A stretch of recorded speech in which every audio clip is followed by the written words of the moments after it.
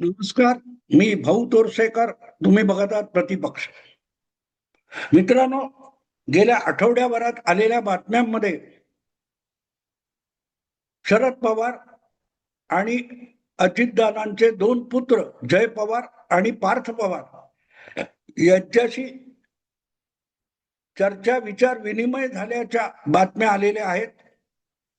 आणि त्या बातम्या अजितदादांचं विद्या प्रतिष्ठानच्या पटांगणावर स्मारक करण्यासंबंधीच्या होत्या असंही सांगण्यात आलं. पण त्याचबरोबर आणखीन एक चर्चा त्याच चर्चा आणि काय त्या बैठकीच्या निमित्ताने समोर आली.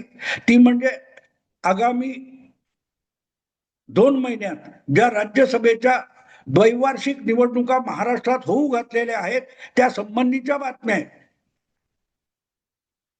एप्रिल महिन्यामध्ये महाराष्ट्रातल्या 7 राज्यसभा सदस्यांचं सदस्यत्व संपते, मुदत संपते आणि त्यामुळे त्यासाठी परत निवडणूक होणार आहे.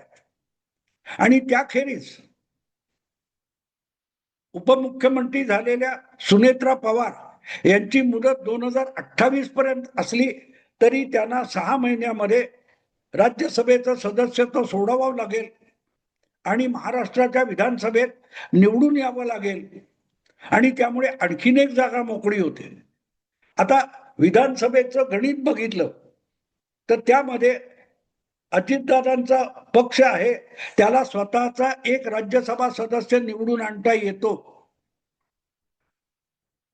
आणि जर सुनेत्रा वहिनींनी राजीनामा दिला तर जी आणखीन एक जागा राष्ट्रवादीकडून मोकळी होणार आहे.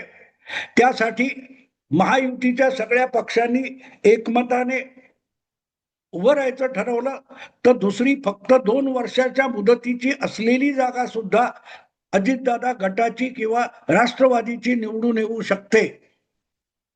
त्यामुळे ज्या 7 जागा निर्माण रिकाम्या होणार आहेत आणि 1-2 वर्षाच्या मुदतीची जागा मोकळी होणार आहे त्या जागा भरण्यासंबंधी आतापासून चर्चा सुरू झालेली आहे. या रिकाम्या होणाऱ्या जागांमध्ये राष्ट्रवादीचे पवार गटाचे 2 लोक आहेत. एक खुद्द शरद पवार आहेत आणि दुसऱ्या फौजिया खान आहेत. त्यामध्ये शरद पवारांना परत एकदा राज्यसभेवर जायचंय की नाही याविषयी अजून कुठलीही बातमी आली नसताना ती जागा पार्थ पवार घेणार की शरद पवार घेणार याविषयी चर्चा आहे. सुनेत्रा वहिनींची जी 2 वर्षाची मुदत शिल्लक राहते त्या जागी पार्थ पवारांनी जायचं की शरद पवारांनी जायचं याविषयीची चर्चा चालू आहे. ती कुटुंबात चालू आहे की पक्षात चालू आहे मला माहित नाही, पण ही चर्चा माध्यमातून का होते हा माझ्या समोर पडलेला प्रश्न आहे. तुम्हाला आठवत असेल तर ज्यावेळेला अजितदादा उपमुख्यमंत्री झाले आणि त्यानंतर ज्या राज्यसभेच्या निवडणुका 2024 मध्ये झाल्या होत्या त्यात 4 वर्ष मुदत शिल्लक असताना सुद्धा अजितदादांच्या वाट्याला आलेली जी एक जागा होती ती प्रफुल्ल पटेल यांनी लढवली होती. वास्तविक ते तेव्हा राज्यसभा सदस्य होते. 2022 मध्ये त्यांची निवड झालेली होती आणि त्यामुळे 2024 साली प्रफुल्ल पटेल यांच्या खात्यामध्ये 4 वर्ष शिल्लक होती तरीही त्यांनी दुसऱ्यांदा राज्यसभा निवडणूक लढवली आणि आधीची 4 वर्षाची मुदत असलेली जागा सोडून दिली.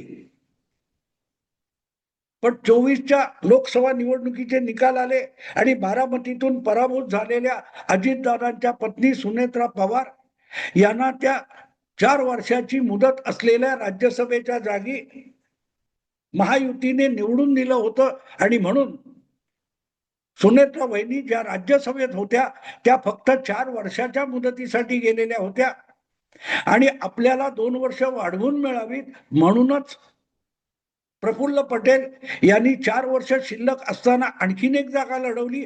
सुनेत्रा वहिनी ज्या जागेचा राजीनामा देणार आहेत त्या जागी पहिली 2 वर्ष प्रफुल्ल पटेल यांनी उपभोगलेली आहेत.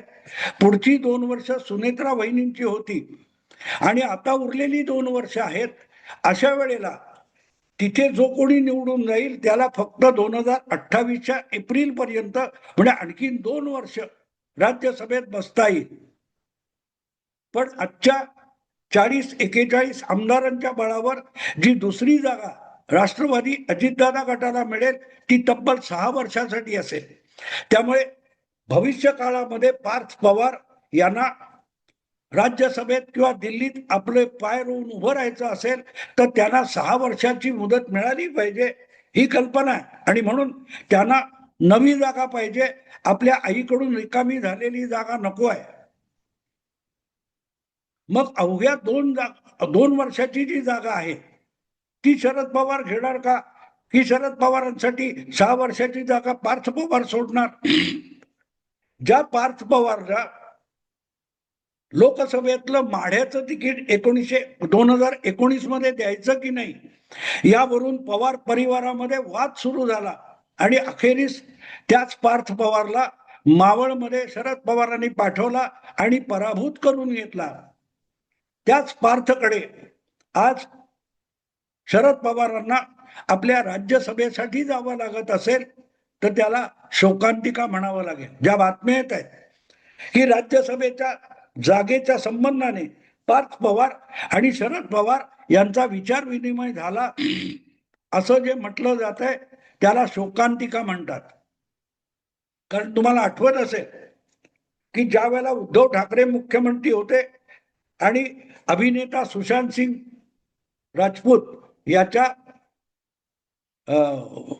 संशयास्पद मृत्यूचा विषय गाजत होता, त्यावेळेला जे राजकारण माजलेलं होतं त्यात सुशांत सिंगच्या मृत्यूची सीबीआय चौकशी व्हावी अशी मागणी पार्थ पवार यांनी केली होती. आणि त्या संबंधी पुन्हा पत्रकाराने शरद पवारांना प्रश्न विचारला तर शरद पवार म्हणाले होते, आमच्या नातवाला मी कवडीची किंमत देत नाही, त्याच्या मताला किंमत देत नाही. आज त्याच पार्थ पवार बरोबर पवारांना जर राज्यसभेच्या सदस्यत्वासाठी चर्चा आणि विचार विनिमय करावा लागत असेल तर त्याला शोकांतिका म्हणावं लागतं. अर्थात या संबंधी कुठली ना अजित गटाकडून किंवा शरद गटाकडून अधिकृत माहिती बाहेर आलेली नाही, पण ज्या बातम्या रंगवल्या जात आहेत त्या बातम्या खऱ्या आहेत खोट्या आहेत माहिती नाही, पण ती असतील तर ती शरद पवारांची शोकांतिका आहे. आणि नसेल तरीही अशा बातम्या येऊ शकतात. ही सुद्धा एकूणच पवारांच्या राजकीय प्रतिमेला काळीमा फासणं आहे, ती शोकांतिका आहे हे सांगणं भाग आहे. मित्रांनो, आता थांबतो. आवडलं लाईक करा, शेअर करा आणि प्रतिपक्षाला सबस्क्राईब करा. नमस्कार.